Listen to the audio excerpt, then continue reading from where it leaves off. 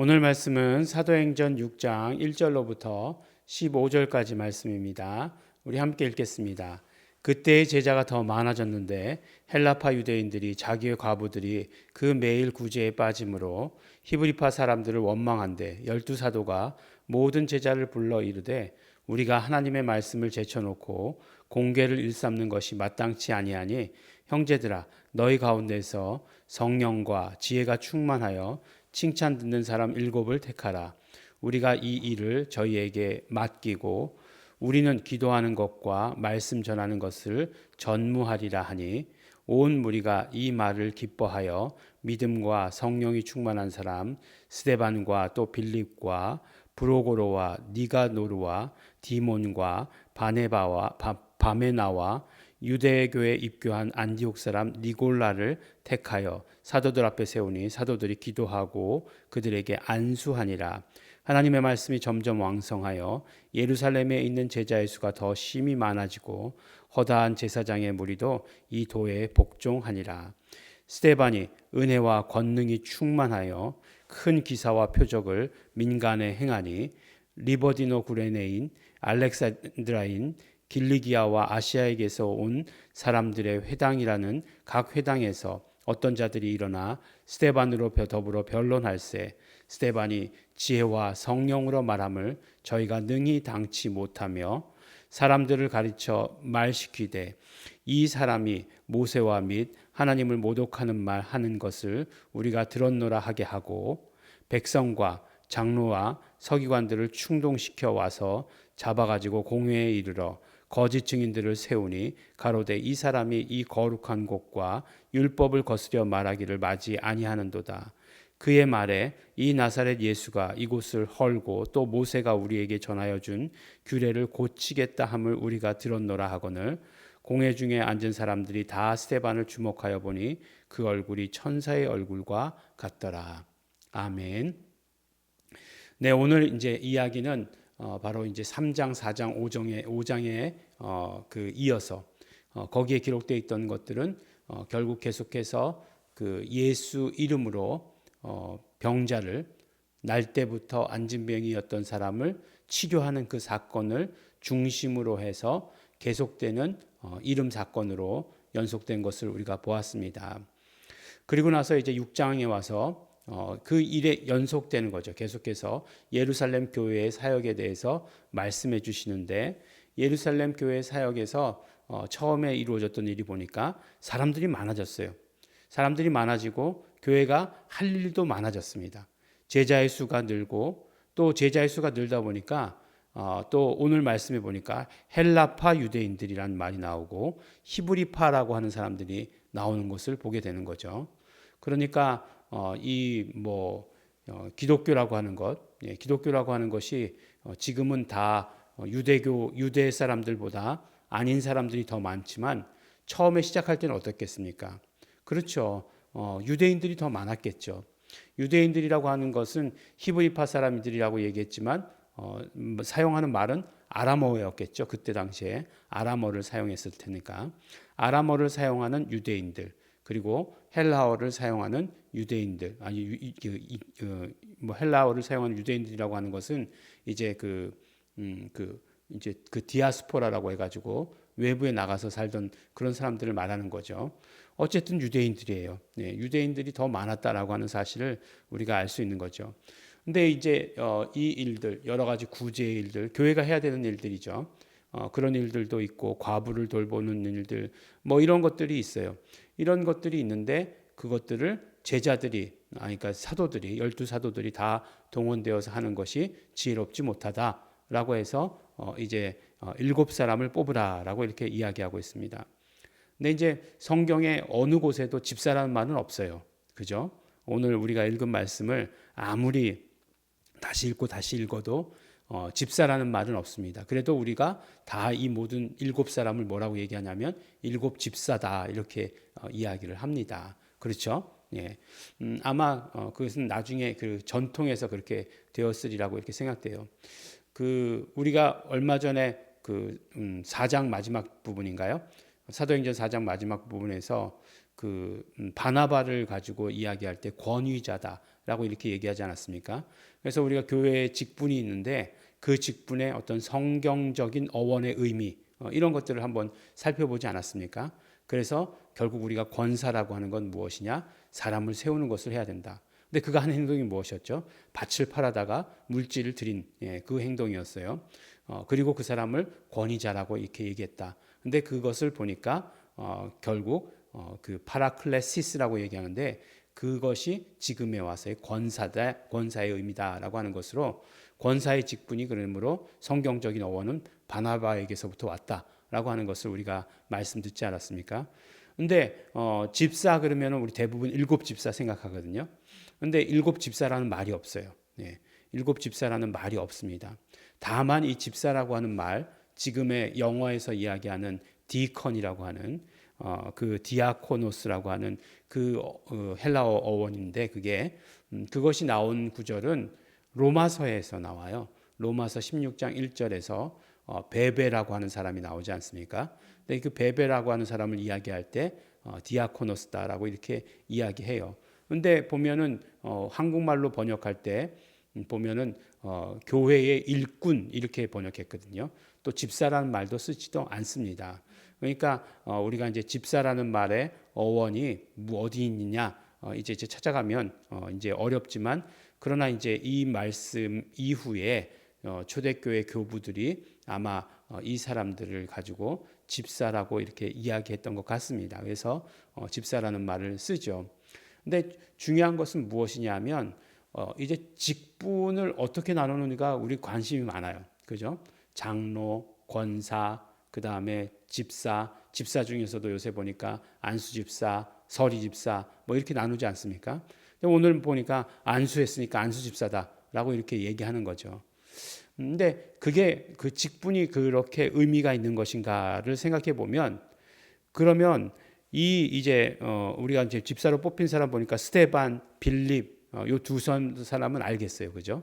근데 그 다음 사람들은 이름이 잘 안 나와요. 근데 마지막 사람은 니골라라고 이렇게 얘기하는 사람은 또 긍정적인 의미에서 또 나오는 게 아니라 부정적인 의미에서 또 나오죠.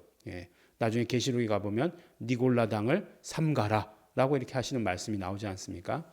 그래서 니골라라고 하는 것이 이제 부정적인 의미에서 다시 한번 등장하는데 어떤 사람들은 이 니골라가 그 니골라다라고 이야기하는 사람도 있고 아니다 다른 니골라다라고 이렇게 이야기하는 사람도 있습니다. 그래서 그 판단은 뭐 안 하도록 이렇게 하겠습니다. 근데 어쨌든지 간에 보면 이제 두 명이 나오죠. 스테반이 나오고 빌립이 나오는데 스테반은 이제 우리 다음 장에서 순교해요. 순교하고 빌립도 그 다음에 어떤 일을 하냐면 빌립이 우리 이제 사마리아로 예루살렘 교회의 그런 어떤 핍박이 시작되자 어디로 가냐면 사마리아로 가죠. 사마리아로 가다가 성령님의 인도하심을 받고서 어느 곳으로 가잖아요. 그랬더니 거기서 누구를 만납니까? 이디오피아의 내시를 만나게 되죠. 근데 이제 내시라고 하는 것이 이제 단순히 내시가 아니라 그런 어떤 그 경제 살림을 맡은 내시다라고 얘기했으니까 지금도 뭐 장관 중에서도 경제부 장관은 높은 사람 아니겠어요? 부총리잖아요. 그런 것처럼 굉장히 그런 사람을 만나서 복음을 전했다라고 얘기하는 거예요. 복음을 전했어요. 그러니까 또 스데반의 얘기를 먼저 하자면 뭐 나중에 하는 것인데 스데반이 어떤 일을 했냐 보니까 은혜와 권능이 충만하여 큰 기사와 표적을 민간에 행하니라고 말씀하고 있고 그 다음에는 절에 뭐라고 얘기하고 있습니까? 스데반이 지혜와 성령으로 말함을 저희가 능히 당치 못하며 그러니까 뭐 여러 지역에서 리버디노 구레네인 알렉산드리아인 길리기아와 아시아에서 온 사람들 그들의 회당에서 온 사람들과 이제 이야기를 했다는 것 아니겠어요? 그런데 스데반이 모두가 말하는 것 복음을 전하니까 그들이 능히 그것을 반박하지 못했다라고 이렇게 얘기하고 있잖아요. 성령과 지혜가 충만했다 이렇게 얘기하고 있지 않습니까?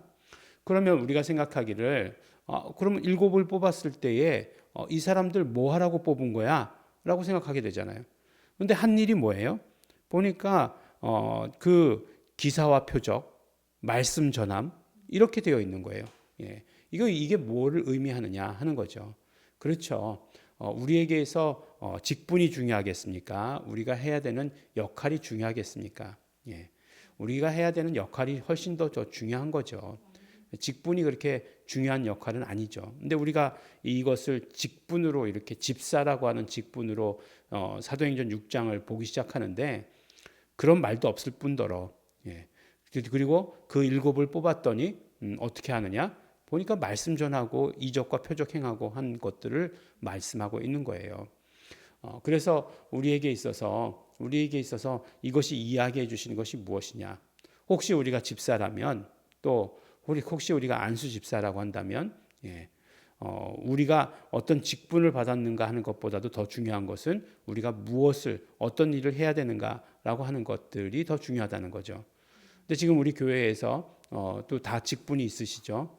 근데 직분보다 더 중요한 것은 무엇이냐면 우리가 무슨 일을 해야 되는가.